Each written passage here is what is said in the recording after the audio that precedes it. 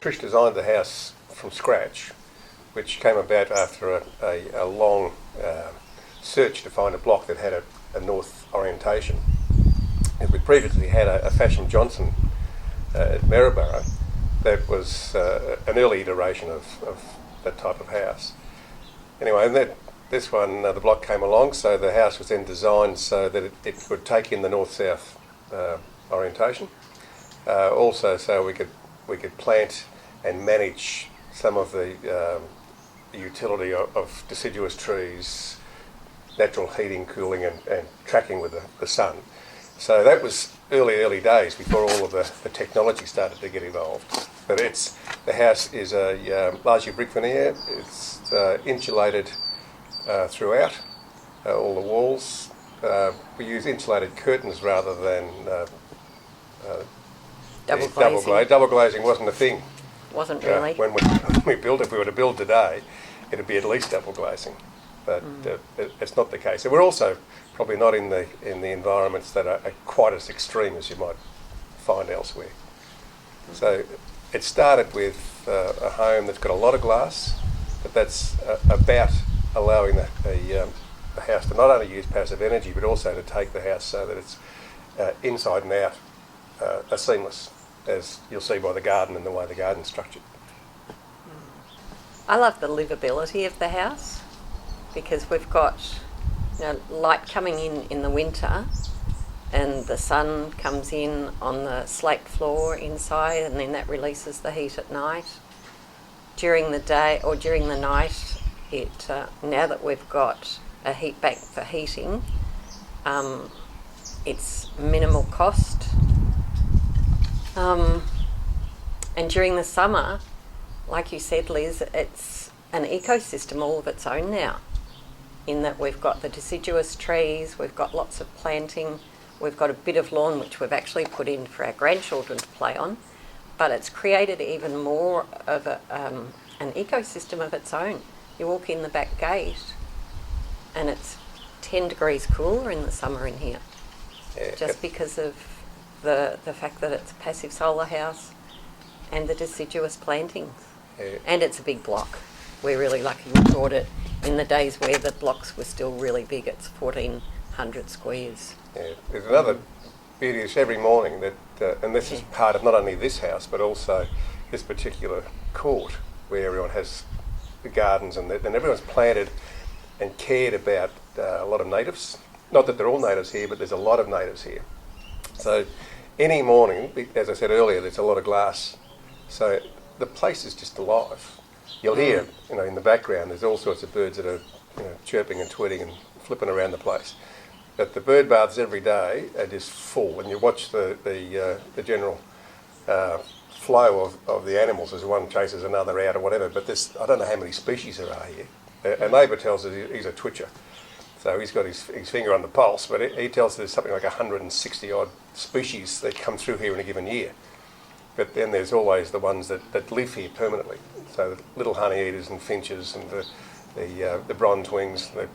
At this stage, we've got all of the pear trees that are active with nuts up there. So you probably hear in the background there'll be a fight fairly soon between the rosellas and a few of the wattlebirds. So it's just constant. The place is alive, In the early days, it was alive with kangaroos and lots of lizards and a few snakes. But now, when we moved in, all of the land up the back was empty. And it was empty for 10 years while we created this barrier of trees. So now we don't get the kangaroos in, we get them into Frog Hollow. But it's changed over the 30 years that we've been here. The garden's just as important as the house. Oh yes, yeah. Oh, very much so. It creates an environment. You're not stuck in this house. Like even through COVID, you had the utility of an outside, and even recently we've installed a spotlight system that comes on and off for a little while during the evening. So it's not just darkness out here. The garden takes its place throughout the evening as well. We had a plan about 5 years ago to start making the place more sustainable. So we put in the solar panels and the Tesla battery, and that's been brilliant.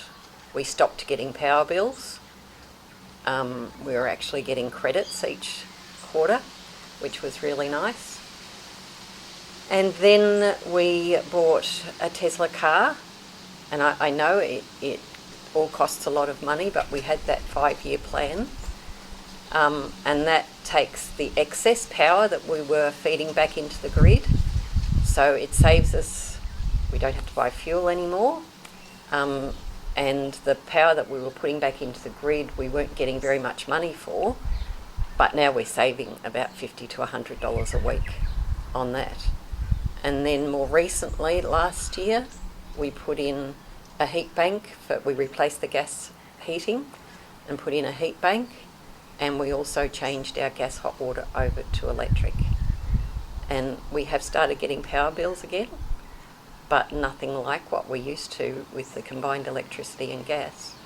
And we achieved our ultimate aim about 2 months ago. We changed our stove over to pure electric. So we notified the gas company that they can take the meter away, which was something that we'd been aiming for quite some time. We now look at total energy cost, where previously you used to think of your power bill and your gas bill almost siloed. So we decided then to start looking at that a little while ago. So we've kept track, or Trish has kept the track of all of those bills coming in over the last couple of years. So now it's consolidated. But not only have we consolidated the house, we've consolidated transport. So now, yes, we're currently in a situation where we're buying some power.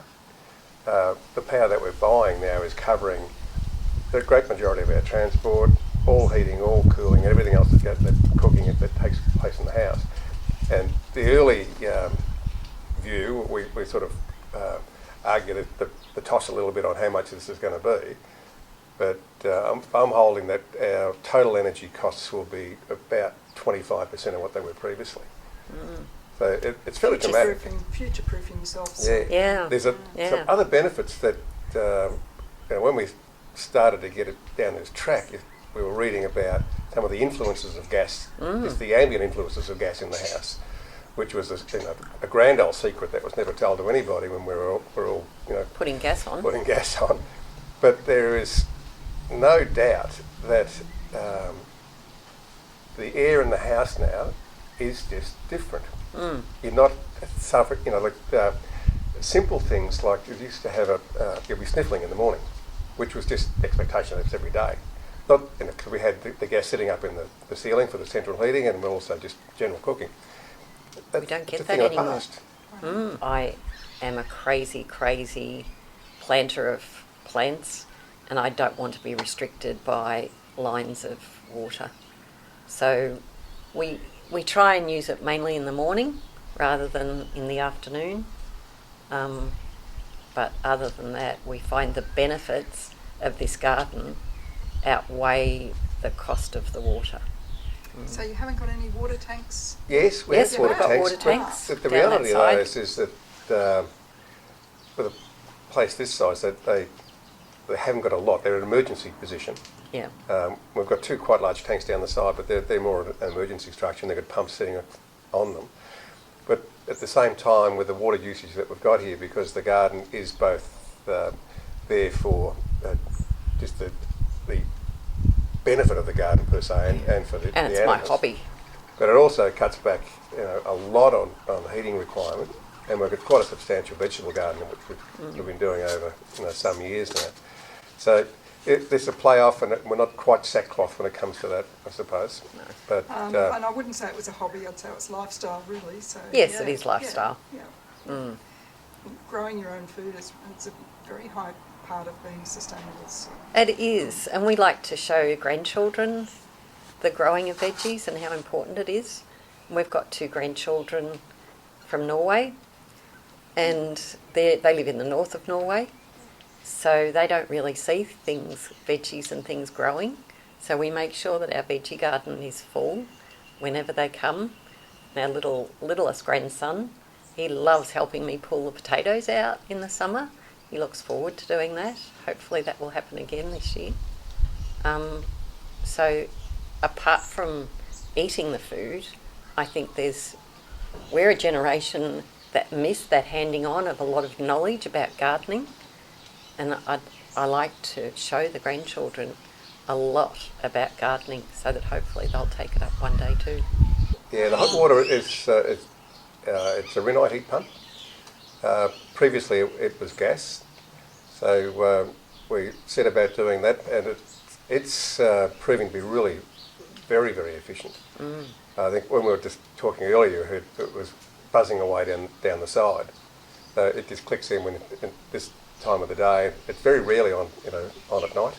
The central heating was completely removed, and we went in with an Actron unit, which you see part of it sits outside in the heat exchange elements of that, and the rest of it's up on the roof. So it's now operating as a complete central heating and cooling structure inside.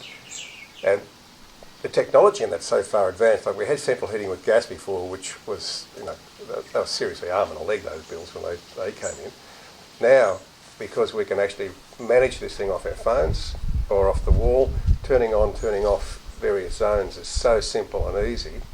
It just works because of its ease. It saves you money. It might sound a bit silly, but when the other one was going, it wasn't quite as simple to go shutting off zones and moving stuff around, so you tended to leave it. This one, you can sit there with the phone and say, I've done now, I'm not up there, I've moved out of there, and it works a treat. And we've got 10-foot ceilings, so that is not particularly environmentally friendly, but again, it just gives the ambience of the house a lovely feel. So I'll be interested over the next 12 months to see how the bills work out and compare it to the records I kept over the last couple of years.